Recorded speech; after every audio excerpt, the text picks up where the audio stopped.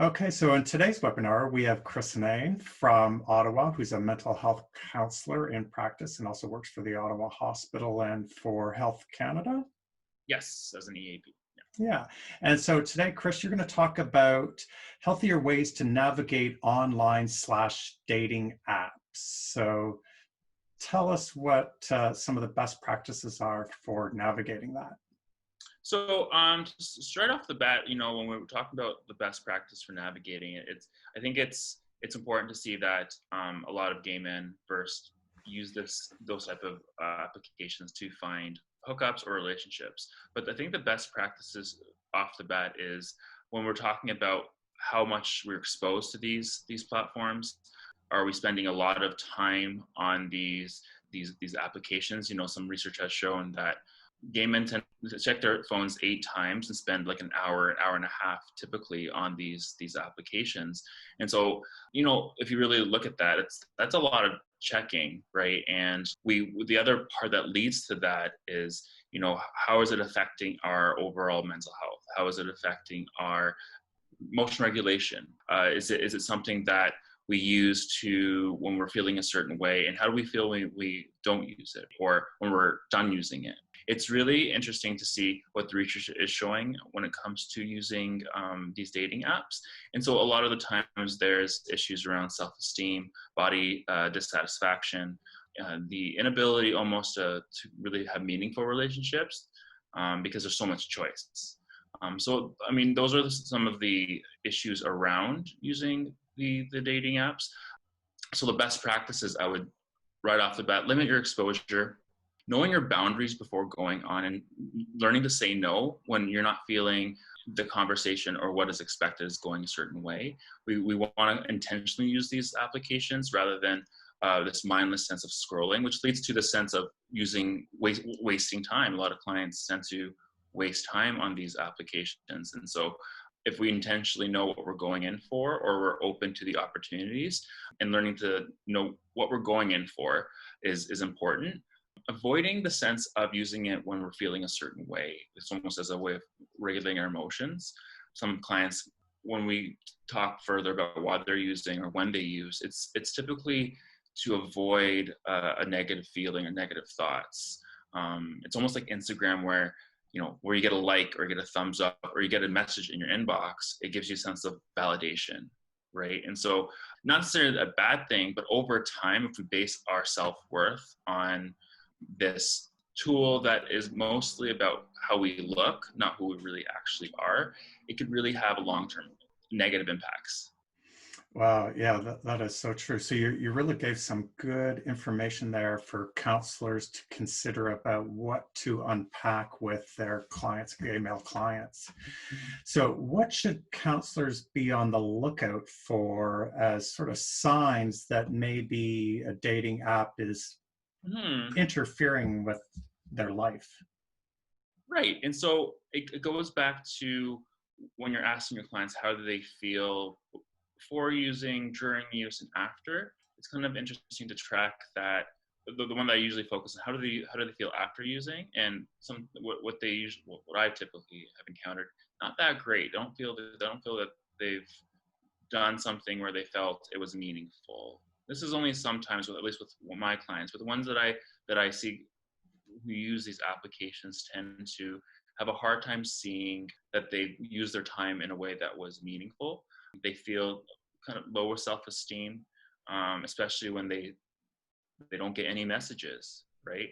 A lot of the times people feel they encounter a lot of racism, body shaming, transphobia, all these things that, because it's anonymous, is easy for people to be exposed to.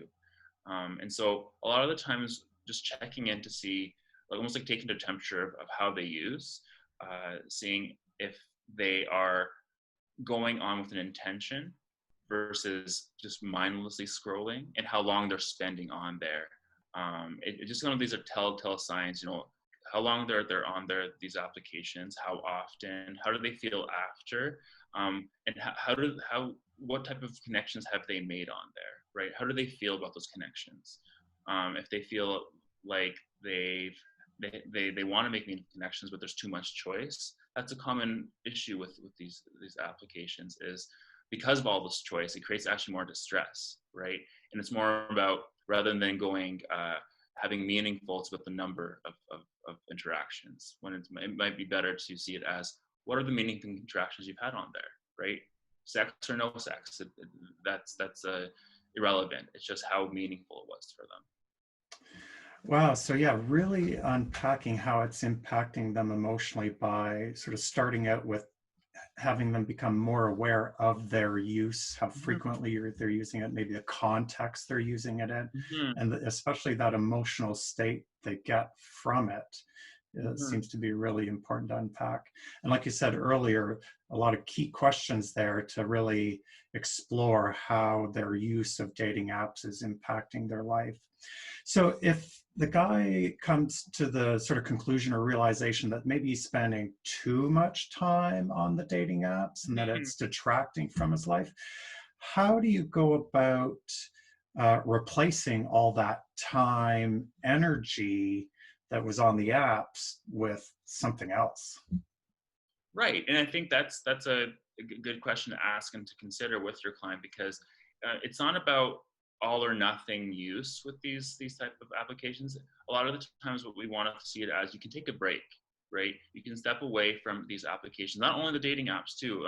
There's other research that shows other types of social media like Instagram, Snapchat, all these things about how we look and how we appear impacts how we feel about ourselves, our self-esteem. So it's really about taking breaks from these applications when you know it's becoming overwhelming, and how, if we're more aware how we feel about them, and to kind of, I don't want to say replace, but almost help create more meaningful interactions, is try to engage with individuals that we feel that on a face-to-face basis, right? We really want to create these, to some degree, face-to-face real life interactions, right?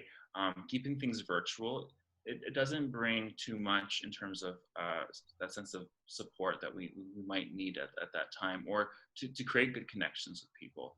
To try to find ways to interact with friends that are real life, or the connections that you have made on there, grow them together, right? Rather than trying to always search for something new, right? Because again, the more choices that we have, the harder it is to kind of focus on the ones that actually are meaningful, right? And so it's really about limiting our use, really about on all our applications, I would say, but mostly Grindr and any type of dating app. I'm trying to create real life interactions through that face-to-face self-valid, like that sense of real validation you get from being around people that really get you, that care about you. The other thing is just really stepping away from the other applications too. Because again, we sometimes might replace that behavior with more Instagram use or other things, which technically is the same type of use, maybe not as sexual. Well, nowadays with Instagram, the DMs and things like that, it can still lead to that. But it's just, at the end of the day, it's really looking at it from the perspective of, how can I really create these real life nourishing engagements with people, whether it be from people you met online or from your own social circle. The other thing is to talk about it with other gay men, other people in your life, because it is something that is pretty common for all of us to go through. And it's nice to feel that sense of you're not alone in this situation. Just because you don't get any message in your inbox doesn't mean that you're less of a person. And you'll find out a lot of people in your life have that same issue. So you don't feel quite isolated and quite alone with that. So these are kind of just some tips to keep in mind. And yeah, I think there's other things you can do. These are just a few, but yeah, I think those are the ones to kind of really focus on to really work with your client.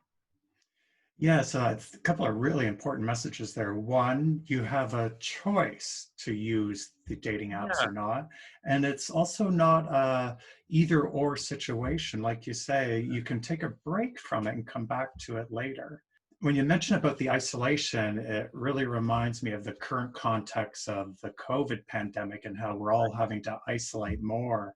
And so there may be a tendency to using the dating apps more, and it makes it Right. harder to meet in real life. Yet I find that Zoom and these video applications are a bridge between the dating apps, which is all about, a static image, and actual near real life interaction. Right. And I think the funny thing is starting with the internet, starting with all these things that connect us, it allows us to connect and express and be who we are, the real self. Some people can't be gay, for example, in their everyday life when they have those internet applications or these real life these things that can really help them be more authentic. It's beautiful, but we really have to see it as it can actually have it. It also has a dark side to it, and especially now with when we're talking about COVID and being isolated. Yeah, it's almost like now, yeah, there's the video apps that can kind of bridge maybe more meaningful connections rather than feeling or having the option of just turning up on somebody's doorstep and whether sex or going on a date or whatnot. And I know a lot of clients still they do use Grindr in a way that is in line, say, with public health mandates. They create a bubble, they have their bubble, or they both get tested. Those are the things that it's hard. There's not one absolute right way of doing it, but you're doing your best in the context that we're in. And I always say, really practicing those public health mandates are more important. Yes, we're gay men. Yes, we have needs, but your health overall and other people's health is also a much bigger priority. Yeah, especially when the predominant narrative around COVID was, oh, you'll either get it for 2 weeks or you'll die. But now we're Yeah. seeing lots of folks who are chronically ill with what they're calling long COVID.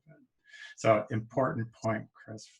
Thanks so much for sharing your wisdom and knowledge about how to use dating apps to, especially for counselors, how they can support their clients in using dating apps. My pleasure.